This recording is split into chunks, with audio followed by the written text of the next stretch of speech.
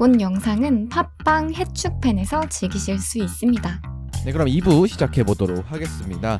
2부에서는 챔피언스 리그 결승 경기에 관한 이야기 좀 해보고요.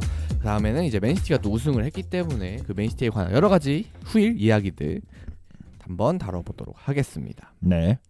일단 먼저 챔스 결승 리뷰입니다. 일단 선발 라인업부터 보도록 할 텐데요. 일단 맨체스터 시티 같은 경우는 우리가 알던 그 라인업 비슷하게 나왔고요. 근데 대신에 부상 여파인지는 잘 모르겠지만 워커 대신 아케가 선발로 나오게 됐습니다. 네, 일단은 뭐 골키퍼는 에메르송 나왔고요. 에데르송 네. 나왔고요. 그리고 이제 아케, 디아스, 아칸지 뭐 사실 올 시즌 최고의 수비진이라고도 평가를 받을 수도 있을 것 같아요. 네, 이 셋 조합이 나왔고요. 그리고 로드리하고 스톤스가 3선에 기용이 됐고 뭐 다 알다시피 제글리시, 긴도간, 덕배 그리고 베실바 그리고 홀란드 선수가 최전방을 섰습니다. 뭐 워커 빼고는 다 맨시티가 가등할 수 있는 베스트로 나왔고 그냥 워커만 좀 몸이 안 좋다는 얘기가 있다. 그래서 선발이 어떻게 될지 모르겠다 이런 얘기가 경기 전에 있었는데 결국은 뭐 그 때문인지는 모르겠지만 선발에서 제외가 됐고 나중에 후반에만 잠깐 투입이 됐었습니다. 일단은 FA컵에도 제가 기억하기로는 워커가 뛰었을걸요? 네, 맞아요. 네. 아마 아케가 부상을 당하고 아케가 사실 부상 당하기 전까지는 좀 괜찮았는데 이 부상을 당하고 나서부터 조금 불안 요소라고 생각을 했나 봐요, 펩이. 그래서 그 뒤부터는 워커를 지속적으로 썼고 뭐 워커하면 빠른 발 그리고 뭐 1대 대응 수비가 굉장히 좋다라고도 얘기를 할 수 있고 심지어 제가 생각했을 때는 워커는 맨시티의 이 전술적인 조합에서 굉장히 중요한 선수라고 생각하거든요. 3위 4일은 언제나 얘기하지만 양쪽 측면이 진짜 빠르고 아니면 진짜 뚫어줄 수 있는 선수들이 존재하면 이거는 이론상으로만 봤을 때는 언제나 뚫릴 수 있는 전술 파이법이 있는 전술이에요. 하지만 이게 안 되는 거는 그 선수들이 맨시티 선수들이라는 것도 있고 대표적으로 카일 워커 같은 선수들이 이 스토퍼 자리에서 띄워주면 굉장히 부담스럽죠. 뭐 일단 워커가 스토퍼에 있으면은 수비도 되고 이제 공간 커버도 잘 되고 그 다음에 그뿐만 아니라 공격에 있어서도 약간 오버래핑까지 측면을 해주면서 공격 가담도 할 수 있는 제 일석이조로 딱 그 3위 4일의 스토퍼에 딱 맞는 그런 선수라고 할 수 있죠. 아니 비니시우스를 막은 선수예요. 이 선수가 비니시우스랑 레알전 이제 4강전에서만 보더라도 완벽하게 지원했잖아요. 그리고 뭐 경기 끝나고 비니시우스와 뭐 하이파이브를 하는 등 굉장히 좋은 퍼포먼스를 보여줬기 때문에 워커는 제가 뭐 토트넘 시절 때부터 얘기했지만 이 선수는 진짜 대박인 선수다. 이 선수 진짜 잘한다라는 생각 드는 선수인 것 같아요. 그래서 이 워커가 부상 때문인지 나오지 못한 여파로 아칸지가 오른쪽으로 이동했고 아칸지가 오른쪽으로 이동한 자리에 아케가 대신 들어가게 됐다. 이게 맨시티에선 볼 부분이고요. 인테르 같은 경우는 최근에 루카쿠가 좀 많이 나오고 좋은 모습도 보여주곤 했는데 일단 루카쿠보다는 이제 기존에 좀 선발로 많이 활용했었던 제코가 들어가게 됐고요. 그리고 미키타리안이 복귀를 하긴 했는데 일단은 브로조비치를 믿으면서 선발 투입을 했습니다. 네, 저는 개인적으로 인테르가 가장 잘할 수 있는 걸로 가장 잘 나오지 않았나라는 생각이 들고 제코도 어느 정도는 정배였던 것 같아요. 그렇죠. 제코가 정배긴 했죠. 근데 최근에 이제 루카쿠가 폼이 좋으니까 폼이 좀 좋은 모습들을 잠깐 보여주고 했거든요. 이제 그렇기 때문에 혹시 루카쿠를 쓰나 안 쓰나 이제 그런 의문이 있었는데 결국은 이제 선택은 제코였다. 이런 거 봤을 땐 시목의 인자기가 생각을 좀 잘해오지 않았나라는 생각이 저는 들었거든요. 물론 뭐 뒤에 얘기를 할 거지만 경기 전체적으로는 굉장히 좋은 모습들을 보여주기도 했고 또 잘할 수 있는 걸 하는 게 저는 맞다 봐요. 챔스 결승전에서 뭔가 변수를 주기에는 뭐 상대가 강하기도 하고 그리고 또 우리가 변수를 주다가 꼬일 수 있어요. 그렇기 때문에 인테르는 뭐 라인업도 그렇고 본인들의 장점인 이제 중원 싸움을 바탕으로 하는 그런 전술을 또 구상해 왔고 그냥 뭐 특별하게 갑자기 뭐 백스를 썼는데 갑자기 백보로 바꿔나가나 뭐 이런 변수는 두지 않고 그냥 본인들이 하던 그런 라인업대로 나오게 됐습니다. 자, 그럼 첫 번째로 살펴본 거는 일단 경기가 그래서 시작이 됐는데 생각보다는 맨시티의 흐름이 아니었고 좀 팽팽한 흐름으로 경기가 진행이 됐었습니다. 약간 맨시티가 좀 정배다 이런 흐름이 많았었는데 근데 사실상 경기를 까보니까 의외로 좀 막상막하의 경기가 펼쳐졌던 것 같아요. 네, 사실 인테르가 이렇게 준비를 잘해왔나라는 생각이 들 정도로 경기력이 좋았던 것 같아요. 일단은 인테르가 계속 세컨볼을 계속 따온다던가 아니면 뭐 측면 크로스를 통한 공격 루트를 계속 활용한다던가 이런 모습들을 봤을 때 인테르가 생각보다 지금 맨시티를 굉장히 고전하게 만드는데 라는 생각이 들었고 또 사실 우리가 펩이 트래블을 할 때 가장 위험 요소는 맨체스터 유나이티드 FA컵이다라는 얘기를 했잖아요. 사실 근데 저는 이 경기를 보고 나서 펩의 진짜 위기는 챔피언스리그 결승전이었다. 아무래도 이제 상대만 보면은 맨유가 좀 더 까다로울 것이다라고 생각을 했지만 경기를 까보니까 뭐 맨유전도 이제 쉽진 않았지만 그래도 이 인테르와의 경기가 조금 더 어려웠었죠. 그리고 사실 이 경기가 1대0으로 끝났고 로드리의 골로 결정이 된 거잖아요. 로드리의 골의 XG 값이 그 저번 저희가 끝나고 호토크에서도 얘기를 했는데 0.13인가 0.15예요. 어려운 슈팅이었어요. 굉장히. 그리고 사실 슈팅을 굉장히 기가 막히게 차긴 딱 했어요. 수비 다름이 한 옆으로 싹 돌아나가는 그런 가마차기.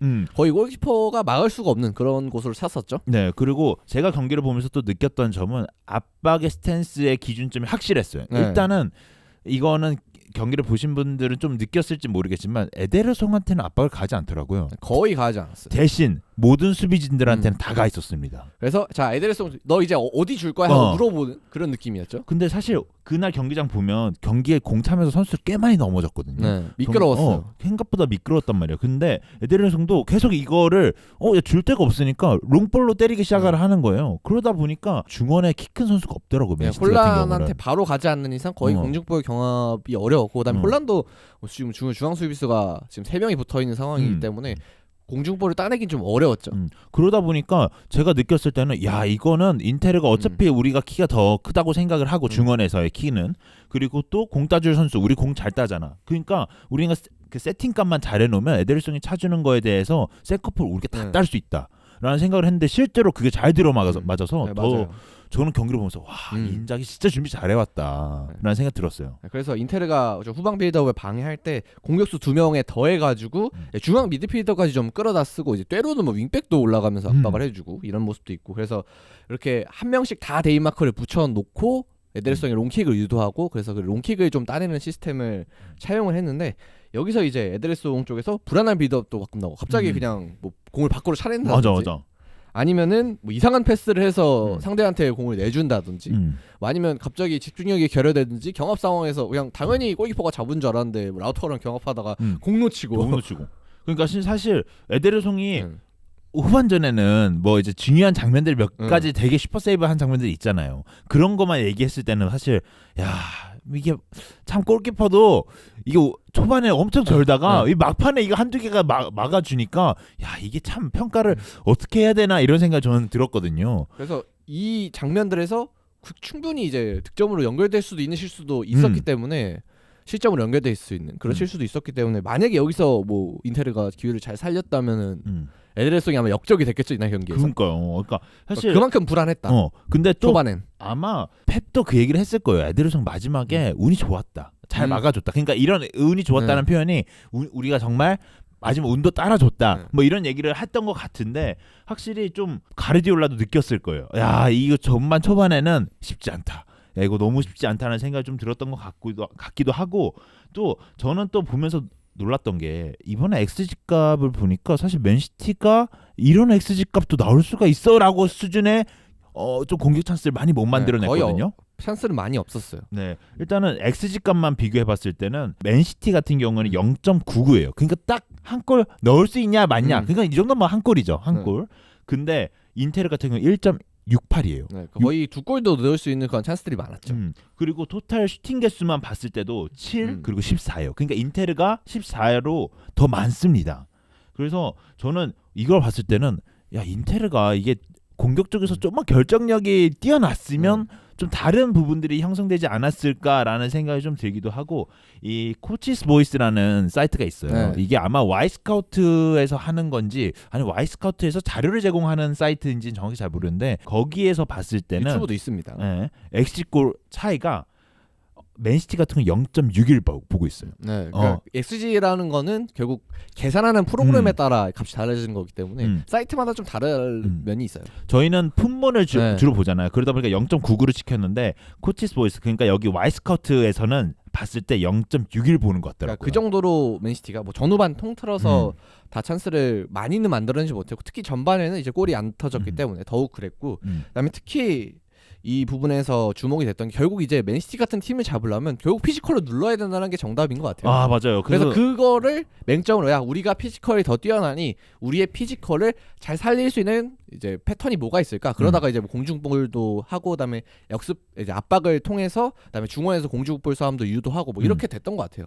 보니까 이게 사실 펩 같은 축구에서는 이 아무리 피지컬이 좋은 선수들이 있더라도 이 공잘 차는 선수들이 많다 보니까 이런 걸 뚫어낼 수 있을 거라는 생각이 드는데 이번에 접근법은 굉장히 뭐 공중볼에서 따서 우리가 공격을 전개한다거나 이런 부분들에 있어서는 인자기가 야 이거는 정말 방법이 이거밖에 없겠구나라는 생각을 했던 것 같고 이거 펩이랑은 맞대응이라는 걸 하면 안 된다라는 생각도 저는 들더라고요. 뭐 인테르가 애초에 뭐 펩처럼 그렇게 점유율을 엄청 중시하면서 썰어간 축구를 한 것도 또 아니었기 때문에 그러니까 자신들의 장점을 살리면서 상대의 강점을 막을 수 있는 약간 최선의 전략을 인자기 감독이 준비는 잘한 것 같습니다. 그래서 저희가 프리뷰 때도 매번 말씀드렸던 것 같은데 불편한 요소들이 많다 인테르한테. 그러니까 맨시티한테 인테르라는 팀은 불편한 요소들이 많다.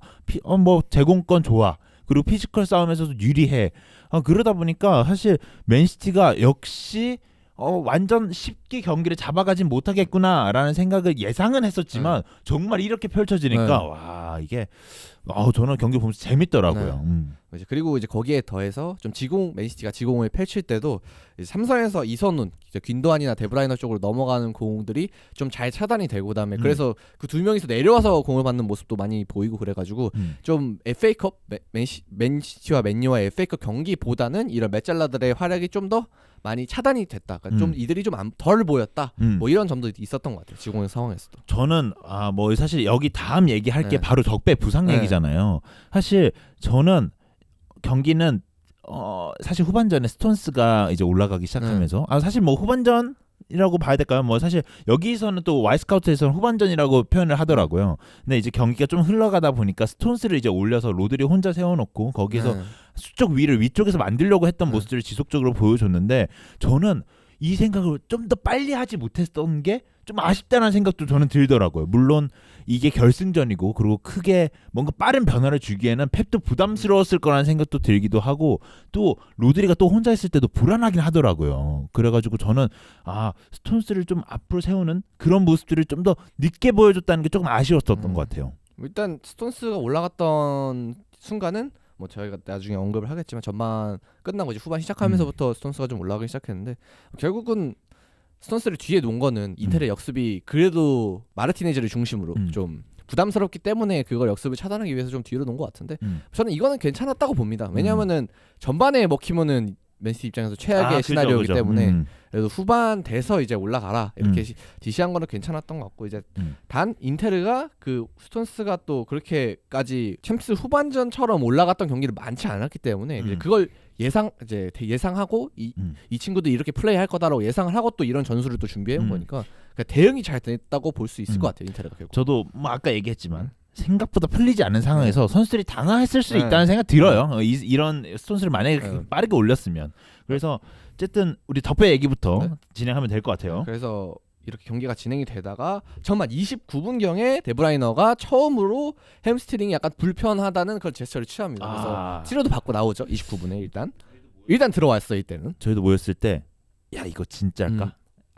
이거 조금 뭐 이런 거 말 있잖아요. 램스데일이 넘어져가지고 일부러 아르테타가 전술 지시를 한다. 이러면 덕배가 한번 좀 넘어져서 야 잘 안 풀리니까 전술 지시하려고 한번 그런 건가? 라는 생각을 했는데 이건 진짜였어요. 네, 근데 표정이 일단 29분에 처음 나갔을 때도 매우 안 좋았고 그리고 그 이후에도 약간 스프린트를 안 하고 걸어다니는 모습이 많이 보였었고 결국은 이제 36분 경에 교체 아웃이 되게 됩니다. 이게 뒤에를 잡는 걸 보고 햄스트링이었구나라는 생각을 했는데 기사에 따르니까 덕배가 2달 동안 그 햄스트링 부상을 안고 뛰었다고 하더라고요. 뭐 어느 정도 이제 여기 실제적인 문제 뭐 터지거나 이런 문제가 생긴 건 아니지만 그래도 계속 햄스트링에 문제가 있었고 그걸 좀 참고 뛰었다고 하고 그다음에 이날 경기 이후에는 이제 파열이 돼가지고 좀 2달가량의 회복 기간이 필요하다고 합니다. 뭐 어떤 기사에서는 개막전도 못 뛴다라는 얘기도 나왔는데 사실 2달이면은 지금 개막전이 지금 되냐 안 되냐 얘기도 나오고 있는 상황이니까요. 뭐 우리는 지금 7월에 아마 오죠. 네, 그래가지고 한국에서는 보기 힘들지 않을까. 얘가 아쉽죠. 케빈 데브라인 선수하고 홀란드는 꼭 보고 싶거든요.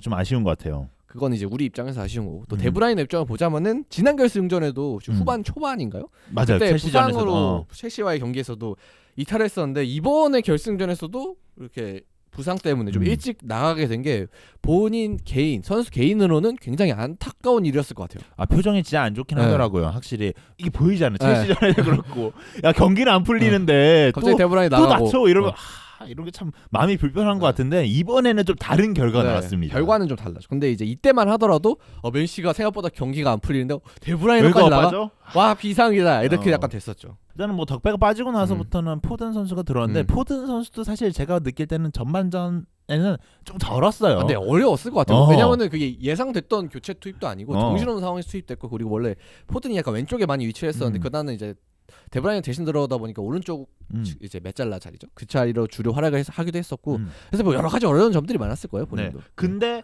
후반전에 이 선수의 활약부터가 네. 조금 달라지기 시작했습니다. 뭐 아까 전에도 얘기했지만 와 스톤스의 활약이 굉장히 좋아졌다. 그러니까 롤을 어느 정도 변경해주니까 스톤스가 굉장히 잘했다라는 얘기를 했고 야 펩이 뭔가 포인트를 정말 주고 들어온 거지 않나라는 생각도 들었던 것 같습니다. 네, 그래서 결국은 이 맨시티가 전반에 겪었던 문제가 수적 우위를 점하지 못한다.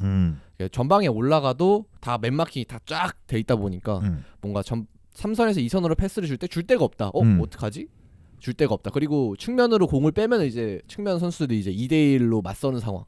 그래서 혼자 드리블로 뚫어내기 굉장히 어렵다. 그런 상황이 펼쳐졌었는데 이것에 대한 해결책으로 후반에는 이제 전반보다 더 스톤스를 높게 그리고 측면 쪽으로 공격 시에 빼면서 이제 플레이 약간 오히려 풀백에 가깝게 플레이를 또 시키면서 오버래핑을 시켰던 게 좀 주요했던 것 같습니다. 맞아요. 일단 이 스톤스의 변화된 움직임으로 인해서 이제 스톤스가 직접 오버래핑 통해서 크로스를 올린 장면도 있었고 이제 특히나 득점 상황에서는 이제 아칸지가 베실바한테 패스를 줄 때 그때 이제 스톤스가 넓게 벌려서 있으면서 공간을 또 많이 만들어줬거든요. 그래서 이제 윙백이 인텔의 윙백이 지금 스톤스를 쫓아가야 되나 아니면은 침투에는 베실바를 쫓아가야 되나 해서 너무 머뭇거리는 그런 순간도 있었고요. 사실 로드리가 그 공을 차는 공간은 굉장히 많이 넓어졌거든요. 네. 그러니까 어떻게 보면 인텔의 수비진 그리고 이제 수비를 해야 되는 상황에서 지속적으로 쭉 공간을 많이 벌려준 것이 어떻게 보면 로드리가 득점하는 데 있어서 굉장히 이점을 가져가지 않았나라는 생각이 들고요.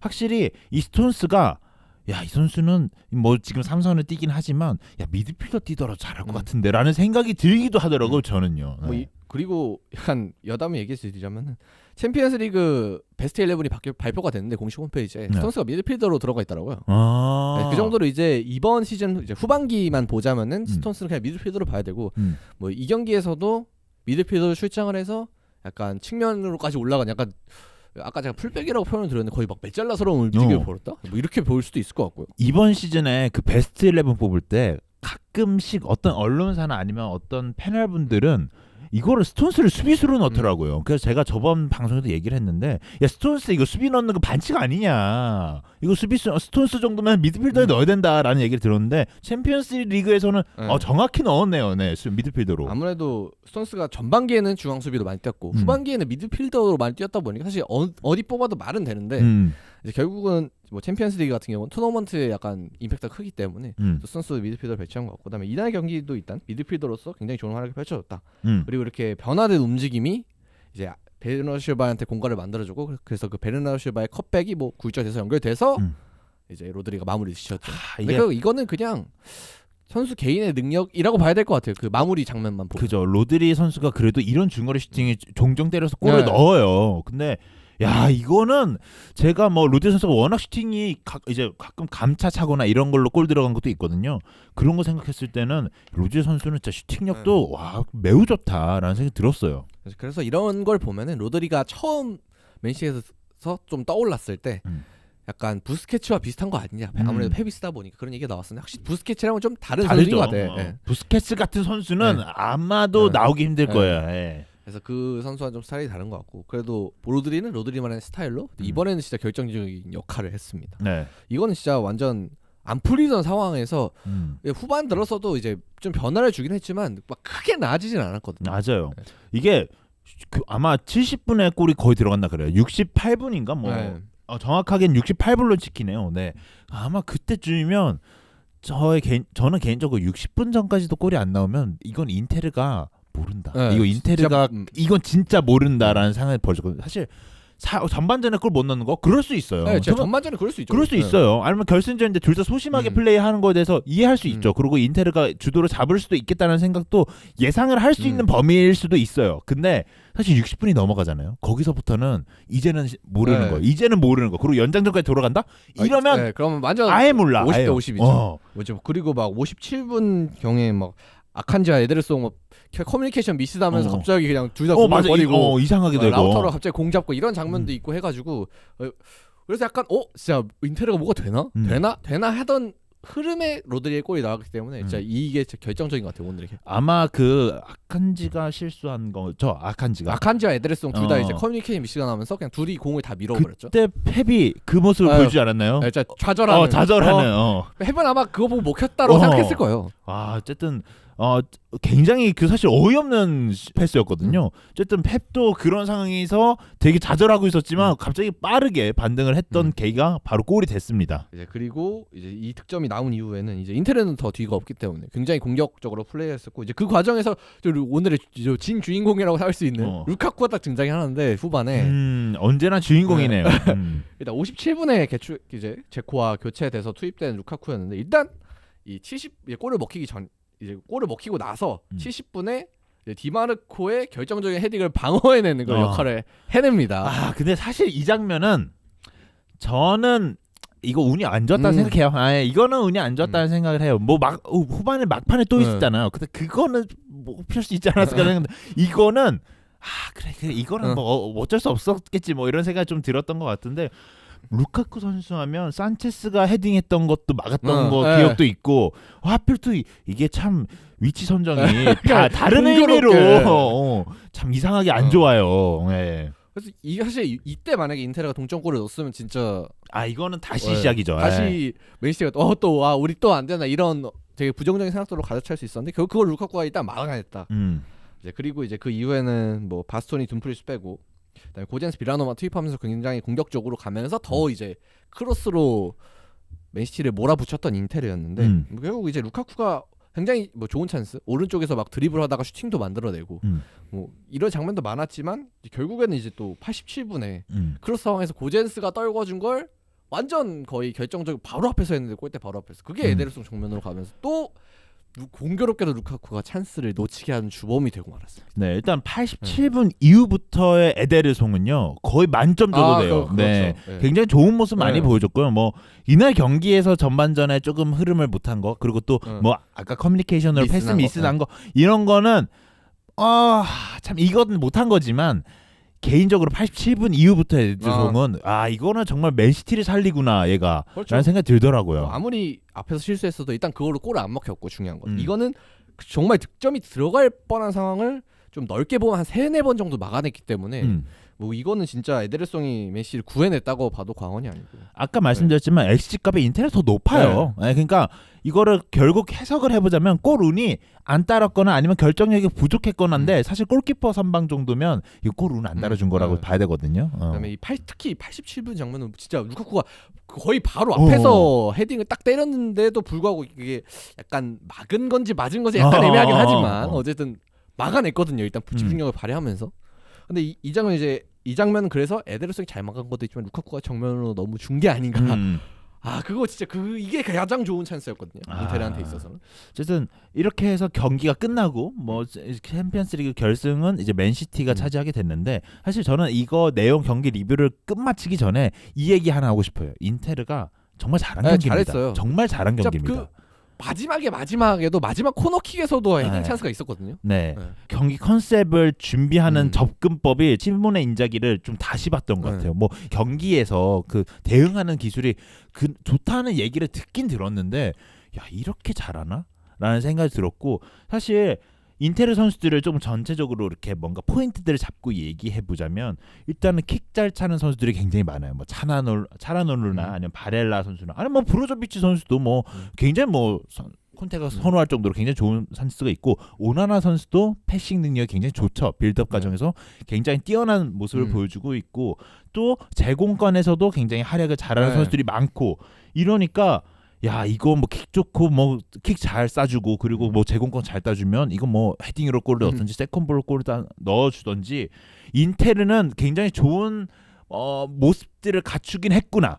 특히 펩을 괴롭히기에 가장 적합하지 않았나라는 팁이 들고 이걸 보면서 야 FA컵 맨유전은 뭐 뭔가 두 팀은 아예 성향이 다르지만 네. 맨유전이 더 어렵다 생각했는데 역시 챔피언스리그 결승전답다. 이게 네. 인테르가 쉽지 않았다라는 생각이 들면서 저는 맨시티의 우승도 축하하지만 인테르가 좀 진 것도 아쉽더라고요. 뭐 일단은 인테르 같은 경우는 이번 시즌에 코파 이탈리아도 일단 우승을 했고 맞아요. 챔피언스리그 결승까지 올랐고 리그에서는 이제 인테르 치고는 조금 아쉬운 성적이었지만 그래도 확실히 시모네 인자기 감독이 컵 대회에서는 엄청난 영향을 발휘할 수 있는 감독이라는 건 이번 시즌에 되게 보여준 것 같아요. 잘. 그래서 저는 인테르 팬들 분들이 좀 아쉬울 것 같아요. 사실 아직 할 수 있었는데 할 수 있었는데 진짜 할 수 있었는데 좀 아쉽다는 생각이 좀 들면서 야 인테르라는 팀이 굉장히 매력적이었구나라는 생각을 뭐 사실 올 시즌은 나폴리 경기를 보면 네. 봤지 인테르 경기는 잘 안 봤거든요. 그렇죠. 그리고 심지어 전반기에는 공격수들이 굉장히 부진했기 때문에 답답했는데 야 이 경기를 보면서 이렇게 좋은 선수들이 많았구나 이 팀에도 그리고 잘하는 팀이었구나라는 생각이 들면서 인테르가 좀 아쉽더라고요. 그래서 인테르가 우리의 생각보다는 좀 더 잘 싸워주는 모습이었고 그래서 정말 아까웠다. 그래서 인테르한테도 기회가 있었던 경기였지만 결국 맨시티가 그 로드리의 한 방을 잘 지켜내면서 진짜 우승팀다운 면모를 잘 보여준 것 같습니다. 트래블 할 수 있는 그런 가치를 보여줬다. 본인의 능력을 보여줬다. 그렇게 생각해야 될 것 같아요.